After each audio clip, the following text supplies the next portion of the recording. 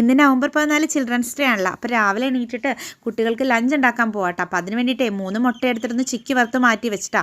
പിന്നെ അതേ പാനിൽ തന്നെ കുറച്ച് വെളിച്ചെണ്ണ ഇട്ടിട്ടേ പച്ചമുളകും ഇഞ്ചിയും വെളുത്തുള്ളിയും ഒക്കെ ഓരോരോ ഇത്തിരി മതി കേട്ടോ, ഒരു പീസൊക്കെ മതി. പിന്നെ ഒരു സവാളയും ചെറിയ സവാള അരിഞ്ഞതും പിന്നെ ക്യാരറ്റും വെജിറ്റബിളൊക്കെ വേറെ ഉണ്ടെങ്കിൽ ഇടാട്ടോ. അപ്പോൾ ഇവിടെ ക്യാരറ്റ് മാത്രമേ ഉണ്ടായിരുന്നുള്ളൂ. പിന്നെ കുറച്ച് പൊടികളൊക്കെ ഇട്ടിട്ടാ, മഞ്ഞൾപ്പൊടിയും പെപ്പർ പൗഡറും പിന്നെ ചില്ലി ഫ്ലെക്സ് ഉണ്ടല്ലോ അതും കൂടി ഇട്ടിട്ടേ വേവിച്ച് വെച്ചിരിക്കുന്ന ഏത് അരി ആയാലും മതി കേട്ടോ, ഏത് റൈസ് ആയാലും മതി. അപ്പോൾ ഞാൻ ബസ്മതി റൈസാണ് വേവിച്ചത്, അതിട്ടു.